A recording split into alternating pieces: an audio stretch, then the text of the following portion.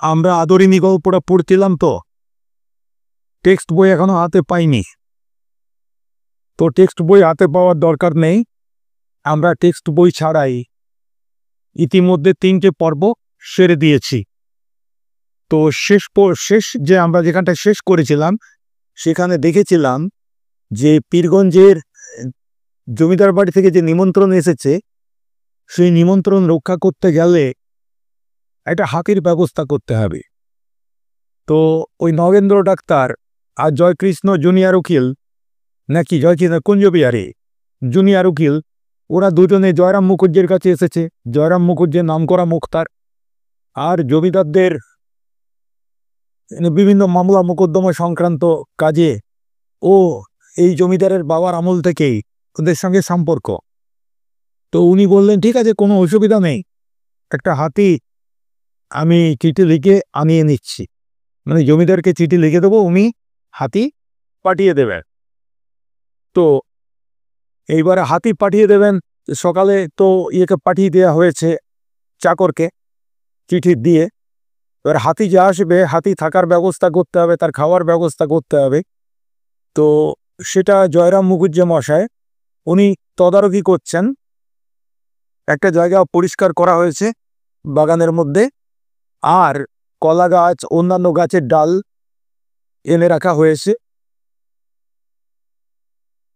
ওনার বৈঠকখানায় কিছু লোকজন আড্ডা দিচ্ছেন। তো সন্ধ্যার কিছু পূর্বে জয়রামবাবু বৈঠকখানায় বসে তাদের পাশা খেলা দেখছিলেন। এই যে যখন আড্ডা দেয়, তখন আগেকার দিনে এরকম ছিল যে তাস খেলা, পাশা খেলা, এইগুলো। তখনকার দিনের লোক অত রাজনীতি নিয়ে কচকচি করতো না, বা সিনেমা বা এই ধরনের বিষয় তখন ছিল না। তো ওদের রিক্রিয়েশন মানে বিনোদনের একটাই ব্যাপার ছিল, কিছু গল্পগুজব করা, তাস খেলা, পাশা খেলা, দাবা খেলা, এইসব। আর আগের দিনই বলেছি, জয়রাম মুক্তারবাবু বড় লোক, তার বাড়িতেই আসর বসে প্রত্যেক দিনই। তো সেই দিনও ওই সন্ধ্যার পূর্বে একটু আগে জয়রাম বৈঠকখানায় বসিয়া পাশা খেলা দেখিতেছিলেন। এমন সময় সেই পত্রবাহক ভৃত্য ফিরিয়া আসিয়া বলিল, হাতি পাওয়া গেল না। আগের দিনই বলেছিলাম গল্পের একটা টুইস্ট আছে, মোচড় আছে। এইবার এইখানে সেই টুইস্ট আমরা দেখতে পাচ্ছি, যে বিরাট আশা করে পাঠিয়েছিলেন, মানে না পাওয়ার কোনো প্রশ্নই নেই। তাদের সঙ্গে যা সম্পর্ক, তাতে চিঠি দিলেই হাতি সঙ্গে সঙ্গে ওরা পাঠিয়ে দেয়। আগেও এরকম হয়েছে। এখানে কি দেখলাম, হাতি পাওয়া গেল না। তো জয়রামবাবু তো অবাক হয়ে গেলেন। তুই যে কুঞ্জবিহারী বাবু, উনি খুব নিরাশ হয়ে বলে উঠলেন, হ্যাঁ, পাওয়া গেল না? নগেন্দ্রবাবু বলিলেন, তাই তো, সব মাটি। পরিকল্পনাটা কি ছিল? কুঞ্জবাবু হাতি আনাবেন, জয়কৃষ্ণবাবু হাতি আনাবেন, আর কুঞ্জবাবু আর নগেন্দ্রবাবু ওনারা দুজনও তার সঙ্গে যাবেন। জমিদার বাড়ির বিয়ে বলে কথা, তারপরে বেনারস থেকে বাইজি আসছে, কলকাতা থেকে খেমটা নাচের দল আসছে, তাহলে আকর্ষণ আছে। কিন্তু যখনই হাতি পাওয়া গেল না, এই কথাটা শুনে এরা দুজন হতাশ হয়ে গেল। তো মুক্তার মশাই উনি তো অবাক হয়ে গেলেন যে কি ব্যাপার। বললেন, কেন রে, হাতি পাওয়া গেল না কেন? চিঠির জবাব এনেছিস? আমি একটা সম্মানীয় লোক, আমি আরেকজন সম্মানীয় লোককে একটা পত্র পাঠালাম যে একটা হাতি পাঠাবেন।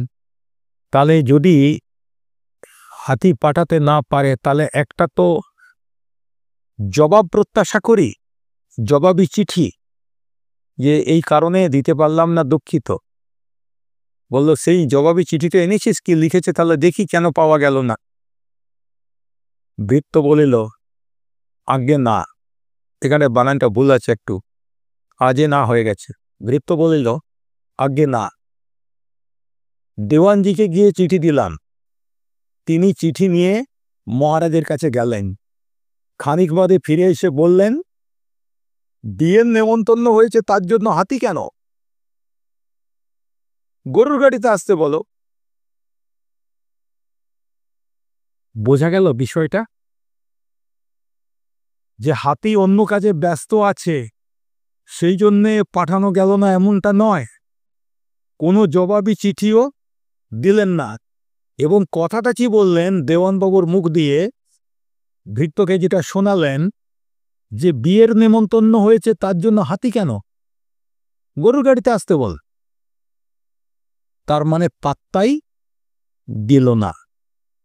তো এটা একজন সম্মানী লোকের কাছে কত বড় অপমান, এটা কুঞ্জবাবু বা নগেন্দ্র বা এদের পক্ষে বোঝা সম্ভব নয়। এই অপমানটার বুকে খুব জোর বিঁধল। কার? আমাদের মুক্তার মশাই জয়রাম মুখুজ্জের। যখনই ওই কথাটা শুনলেন, এই কথা শুনিবা মাত্র জয়রাম ক্ষোভে লজ্জায় রোষে যেন একেবারে ক্ষিপ্তপ্রায় হয়ে উঠলেন। ক্ষিপ্তপ্রায় মানে প্রায় পাগলের মতো। ক্ষিপ্ত মানে পাগল। এক তো অপমান, লজ্জা, ক্ষোভ আর রাগ, বটে এত বড় দেমাক। পুরো একেবারে তার মাথায় রক্ত উঠে গেল, ক্ষিপ্তপ্রায় হয়ে উঠলেন। তার হাত পা ঠকঠক করিয়া কাঁপিতে লাগিল, দুই চক্ষু দিয়া রক্ত ফাটিয়া পড়িতে লাগিল, মুখমণ্ডলে শিরা উপশিরাগুলি স্ফীত হইয়া উঠিল। স্ফীত হয়ে উঠল মানে ফুলে গেল, শিরা উপশিরাগুলো সব এখন দেখতে পাওয়া যাচ্ছে, চোখ টকটকে লাল হয়ে গেছে। কম্পিত স্বরে ঘাড় বাঁকাইয়া বারংবার বলিতে লাগিলেন, হাতি দিলে না, হাতি দিলে না, হাতি দিলে না। এই অবস্থা দেখে ওখানে যারা আড্ডা দিচ্ছিল সেই সমবেত ভদ্রলোকগণ ক্রীড়া বন্ধ করিয়া হাত গুটাইয়া বসিলে। মানে পুরো পরিবেশটাই থমথমে হয়ে গেল। তার মধ্যে কেউ কেউ বিষয়টাকে লঘু করার জন্য, হালকা করার জন্য বললেন, তার আর কি করবেন মুখুজ্জে মশাই, পরের জিনিস, জোর তো নেই। একখানা ভালো দেখে গরুর গাড়ি ভাড়া করে নিয়ে রাত্রি 10টা-11টার সময় বেরিয়ে পড়ুন, ঠিক সময়ে পৌঁছে যাবে। ওই ইমামউদ্দিন শেখ এক জোড়া নূতন বলদ কিনে এনেছে, খুব দ্রুত যায়। এই লোকটারও বোঝার ক্ষমতা নেই এই অপমানটা। বলল ঠিক আছে, পরের জিনিস যদি না দেয় তো আপনি আর কি করবে, গরুর গাড়ি চড়ে চলে যা। জয়রা বক্তার দিকে দৃষ্টিমাত্র না করিয়া বলিলেন, না, গরুর গাড়িতে চড়ে আমি যাব না। যখন একজন প্রস্তাব দিলেন যে ওই ইমামউদ্দিন শেখের গরুর গাড়িটা করে রাত 10টা নাগাদ বেরিয়ে পড়ুন, সকাল সকাল পৌঁছে যাবেন, 10টা-11টায় বেরোলে টাইমে পৌঁছে যাবেন। জয়রাম কি বললেন? না, গরুর গাড়িতে চড়ে আমি যাব না। যদি হাতি চড়ে যেতে পারি তবেই যাব, নইলে এই বিবাহে আমার যাওয়াই হবে না, যাব না। বলেছি যখন হাতিতে যাব, আর এইভাবে যখন অপমানিত হয়েছি তখন আমাকে হাতিতেই যেতে হবে, গরুর গাড়িতে যাওয়া আমার পক্ষে সম্ভব নয়। এইখানেই আমাদের দ্বিতীয় পরিচ্ছেদ শেষ হলো। এবারে তৃতীয় পরিচ্ছেদে কি ঘটনাটা ঘটছে আমরা দেখি। শহর হইতে 2-3 ক্রোশের মধ্যে 2-3 জন জমিদারের হস্তি ছিল। হস্তি মানে হাতি, ক্রোশ মানে হচ্ছে 2 মাইল। ঠিক আছে, মানে 3 কিলোমিটার। তো এখান থেকে যতটা দেশুরিয়ার মোড়, তো শহর থেকে 2-3 ক্রোশের মধ্যে 1 ক্রোশ মানে 3 কিলোমিটার, তাহলে 2 ক্রোশ মানে 6 কিলোমিটার, আর 3 ক্রোশ মানে 9 কিলোমিটার। তাই শহর হইতে 2-3 ক্রোশের মধ্যে 2-3 জন জমিদারের হাতি ছিল। সেই রাত্রেই জয়রাম তৎ স্থানে, এটা পুরনো বাংলা, তৎ তৎ একসঙ্গে তৎ, এর মানেটা হচ্ছে সেই রাত্রেই জয়রাম তৎ স্থানে লোক পাঠাইয়া দিলেন, মানে সমস্ত জমিদারের বাড়িতে লোক পাঠিয়ে দিলেন। কি জন্য? হাতির জন্য অনুরোধ করে নয়, যদি কেউ হস্তি বিক্রয় করে তবে কিনিবেন।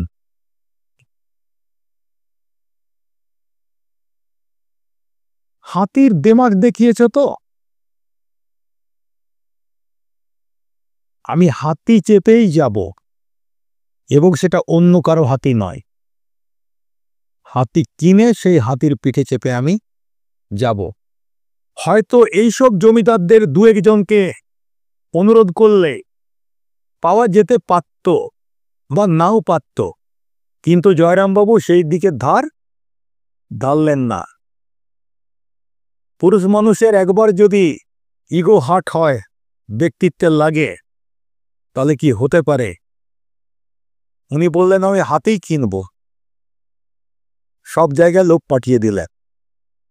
রাত্রি 2 প্রহরের সময় একজন ফিরিয়া আসিয়া বলিল, বীরপুরের উমাচরণ লাহিড়ির একটি মাদি হাতি আছে, এখনো বাচ্চা, বিক্রি করবে, কিন্তু বিস্তর দাম চাই। একটা হাতি পাওয়া গেছে, বাচ্চা হাতি, মেয়ে হাতি, ওটা বিক্রি আছে, কিন্তু প্রচুর দাম চায়। জয়রামবাবু বললেন, কত?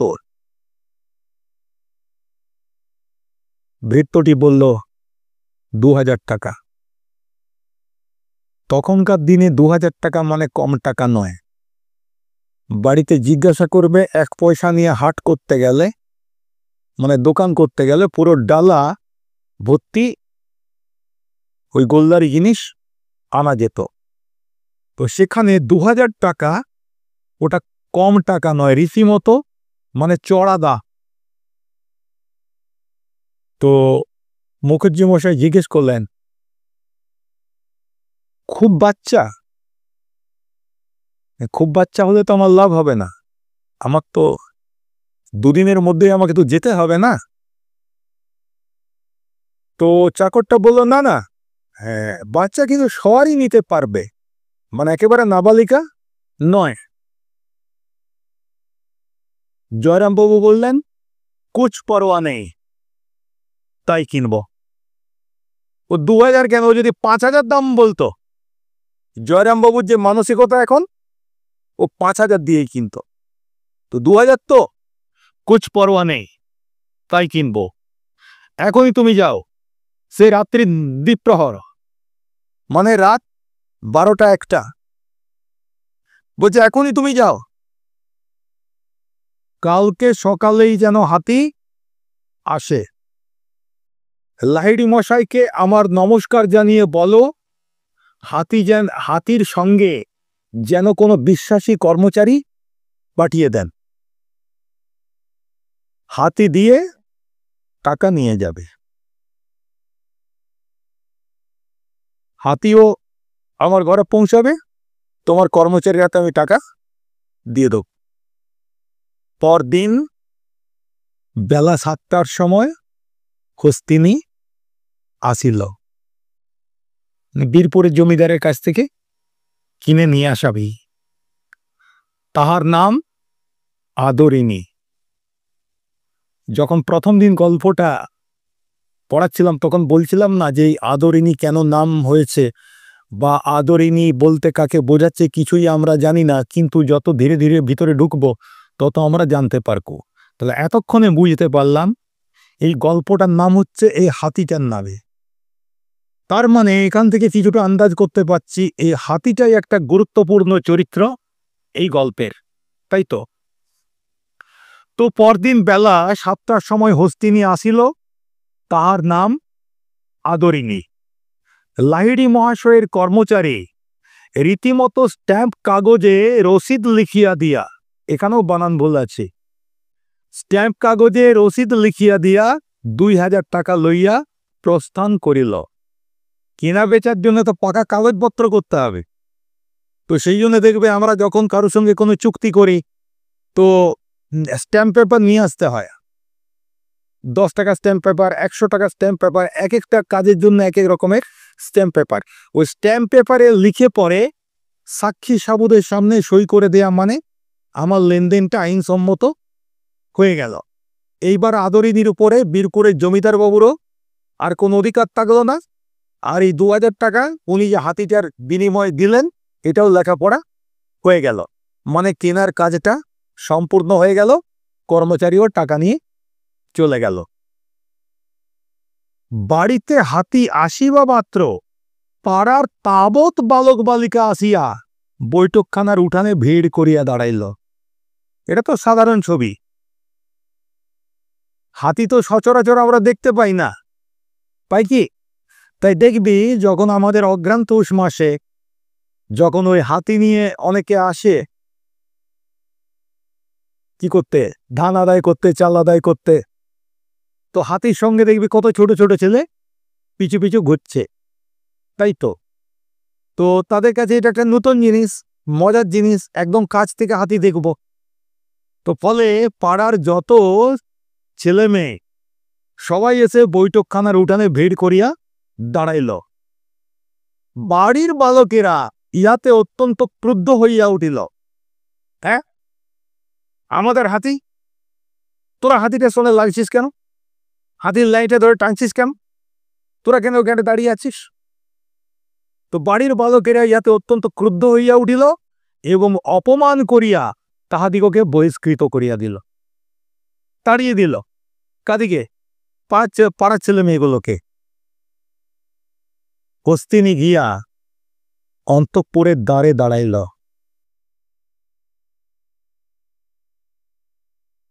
অন্তঃপুরের যে দরজা তার নিকটে দাঁড়ালো। এবার অন্তঃপুর মানে কি?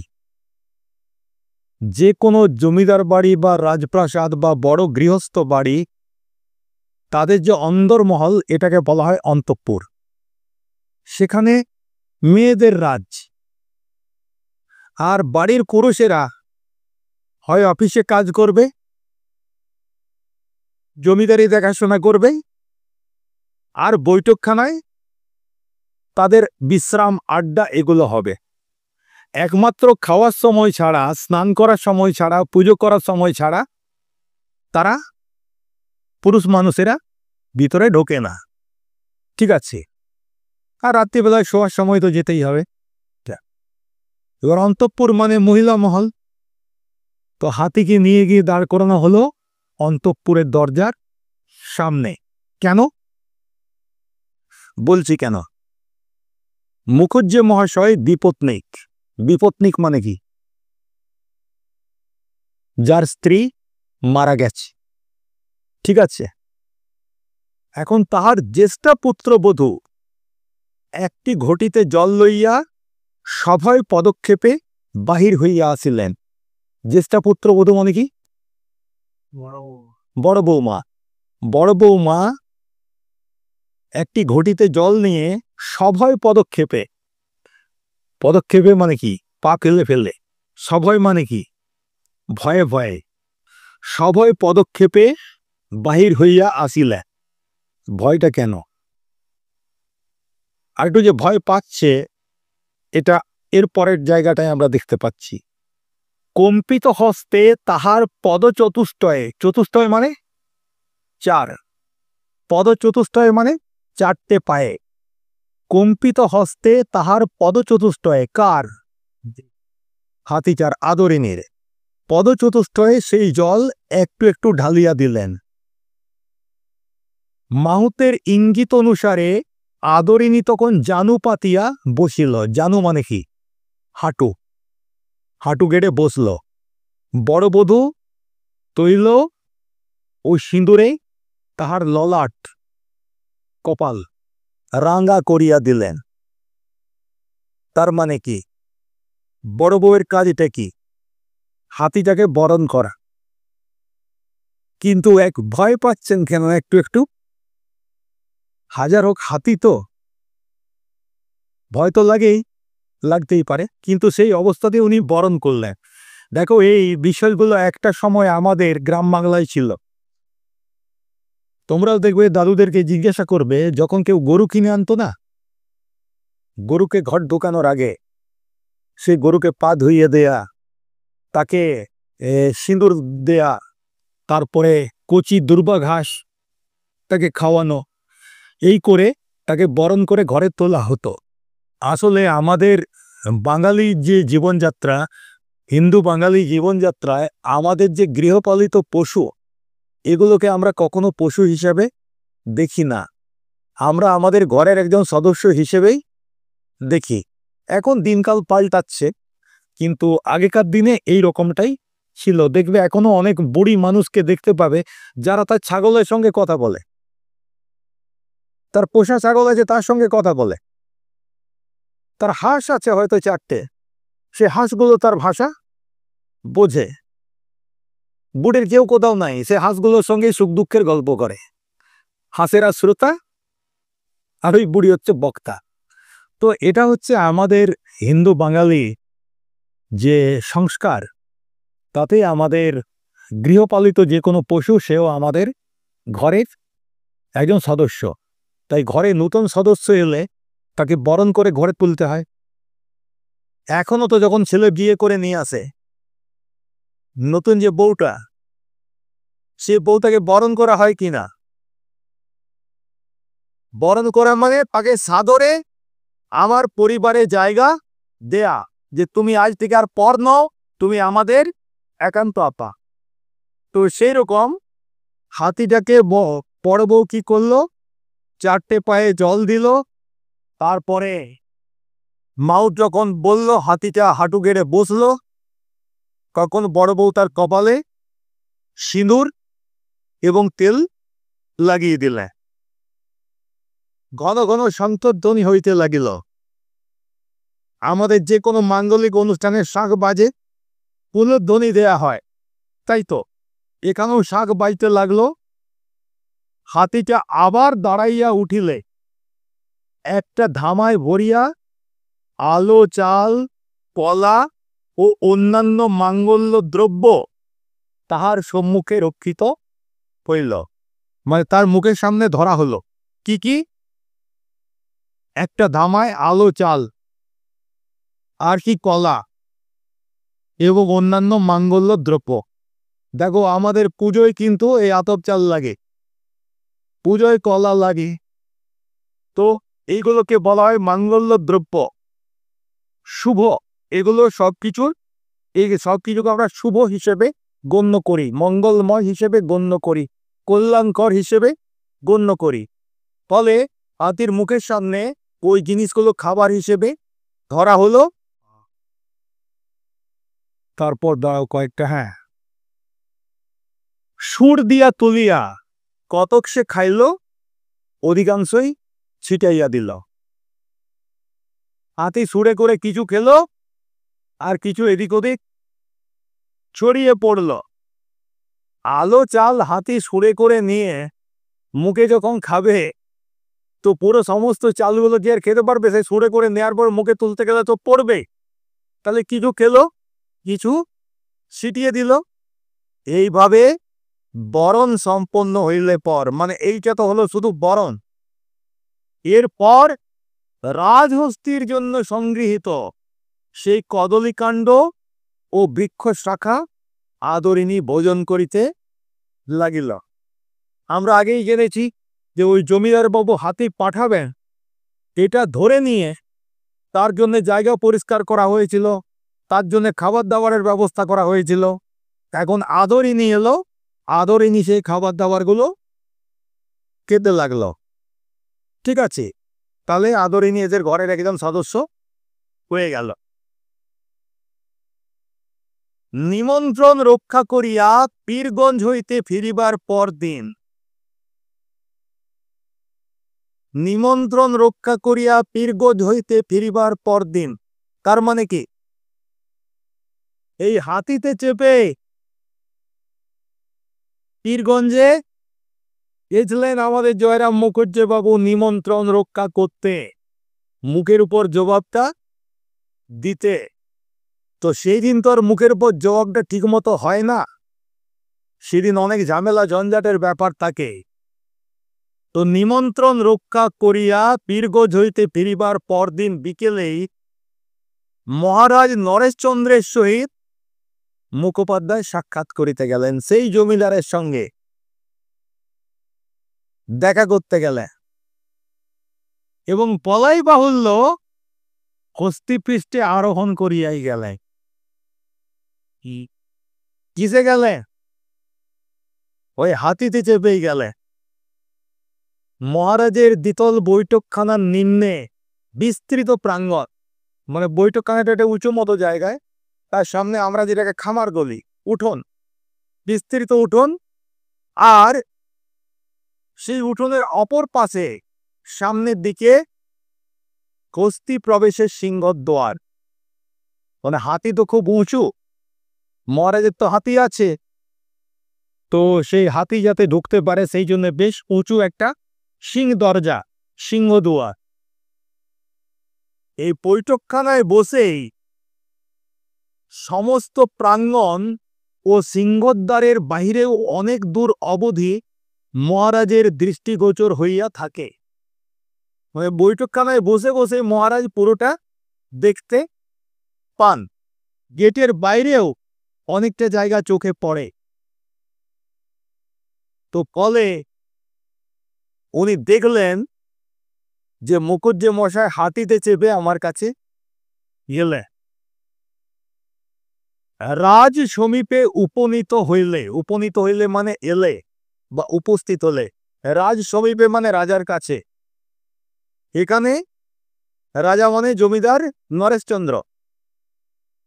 তো নরেশচন্দ্রের কাছে গিয়ে মুখোপাধ্যায় মশাই প্রথম যেটা করলেন, তাকে আশীর্বাদ করে আসন গ্রহণ করলেন। দেখো, বর্ণশ্রেষ্ঠ ব্রাহ্মণ, এটা এক সময় আমাদের সমাজে ভালোভাবে মানা হতো। এখনো ব্রাহ্মণদের সম্মান কিন্তু সবচাইতে উপরে, যদি সে সৎ ব্রাহ্মণ হয়, তাই তো। আর মুখুজ্জে মশাইকে যেটুকু চিনেছি, মুখুজ্জে মশাই নিঃসন্দেহে সৎ ব্রাহ্মণ, ফলে তার আশীর্বাদ সবাই প্রত্যাশা করেন। আর এটা একটা ভদ্রতা যে জমিদারের কাছে যাবেন কোনো ব্রাহ্মণ, ব্রাহ্মণের কাজটা হচ্ছে আশীর্বাদ করা।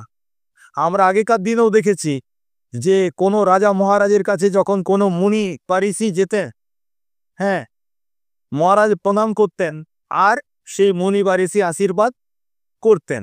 তো এটাও আমাদের সংস্কৃতি। তো আশীর্বাদ করে আসন গ্রহণ করিলে মানে বসলে। মোকদ্দমা ও বিষয় সংক্রান্ত দুই চারি কথার পর মহারাজ জিজ্ঞাসা করিলেন, মুখুজ্জে মশাই, ও হাতিটি কার? মুখুজ্জে মশাই খুব বিনীতভাবে বলিলেন, হাঙ্গে হুজুর বাহাদুরেরই হাতি। হুজুর কে? এই জমিদার। আজ্ঞে তো আপনারই হাতে। মহারাজ অবাক হয়ে গেলেন, বিস্মিত হওয়া। মহারাজ বিস্মিত হইয়া বলিলেন, আমার হাতি? কই, ও হাতি তো কোনোদিন আমি দেখিনি। কোথা থেকে এলো? আজ্ঞে ওই বীরপুরের ভৌমাচরণ লাইডির কাছ থেকে কিনেছি। অধিকতর বিস্মিত হইয়া রাজা বলিলেন, মানে আরো অবাক হয়ে রাজা বললেন, আপনি কিনেছেন? মুখুজ্জে মশাই বললেন, আগে হ্যাঁ। তো রাজা তখন বলছেন, তবে যে বললেন আমার হাতি? এইবার জবাবটা দিলেন, জয়রাম মুখুজ্জে হ্যাঁ, একটু মৃদু হেসে, হা, যখন হুজুর বাহাদুরের দ্বারাই প্রতিপালিত হচ্ছি, আমি যখন আপনার, তখন ওই হাতে আপনার বইকা। আগে আপনি রাজা লোক, আমরা ছোটখাটো প্রজা, আপনাদের দয়াতেই মেজে করতে আছি। আমরা তো আপনারই চাকর, আপনারই অনুগৃহীত। তো আমার সম্পত্তি মানে আপনারই তো সম্পত্তি। আমি যখন আপনার, তখন হাতিটাও আপনার। এই কথাটার মধ্যে কতটা বিনয় ছিল আর কতটা শ্লেষ ছিল, এটা ওখানে যে শুনেছে সে ছাড়া কেউ বলতে পারবে না। মানে রাজাকে একটু ঠুকে দেয়া হলো যে হাতি শুধু আপনার একারই নাই, ঠিক আছে, এই শর্মাও হাতি কিনতে পারে। কাজে আপনি আমার সঙ্গে পাঙ্গা নিয়ে খুব ভুল করেছে, আমাকে অপমান করে আপনি বিরাট ভুল করেছেন। কিন্তু এই যে শিক্ষিত লোক, কখনো অভদ্রতা করবেন না। বেশ সুন্দর বিনয়ের সঙ্গে বললেন, আগে আপনার ছাড়া আর কার, আমি তো আপনার, আপনার বাঁচানো গাছ, তো আমার জিনিস বনে আপনার জিনিস। সন্ধ্যার পর গৃহে ফিরিয়া বৈঠকখানায় বসিয়া সমবেত বন্ধুমণ্ডলের নিকট মুখোপাধ্যায় এই কাহিনী সবিস্তারে বিবৃত করিলেন। এসে পরে বৈঠকখানায় যেসব লোকেরা ছিল, যারা প্রত্যেকদিন আসে, তাদের সামনে বেশটি করে এই গল্প করে মুখোপাধ্যায় বললেন। কেন বললেন? এদের সামনেই মুখোপাধ্যায় অপমানিত হয়েছিলেন, আর এদের সামনে উনি পুরো ঘটনাটা বললেন যে আমি যে সে কেউ নই, অপমানের বদলা কেমন করে নিতে হয় সেটা আমি জানি এবং সেটা আমি নিয়েই এলাম। এইটার পর তার হৃদয় থেকে সমস্ত ক্ষোভ এবং লজ্জা আজ তার মুছে গেল। কয়েকদিন পরে আজ তাহার সুনিদ্রা হইল। সুনিদ্রা মানে ভালো ঘুম। এটা খুব ইম্পর্টেন্ট লাইন। অনেকদিন পরে আজ তাহার সুনিদ্রা হইল। কেন? এতদিনে অপমানের যন্ত্রণাটা উনি ভুলতে পারছিলেন না। আজকে সেই অপমানের জবাব দেওয়ার পর তার হৃদয় শান্ত হলো এবং মন পরিষ্কার হলো। উনি এবারে শান্তিতে আজকে ঘুমোলে। ঠিক আছে, তাহলে আজকে এই পর্যন্তই।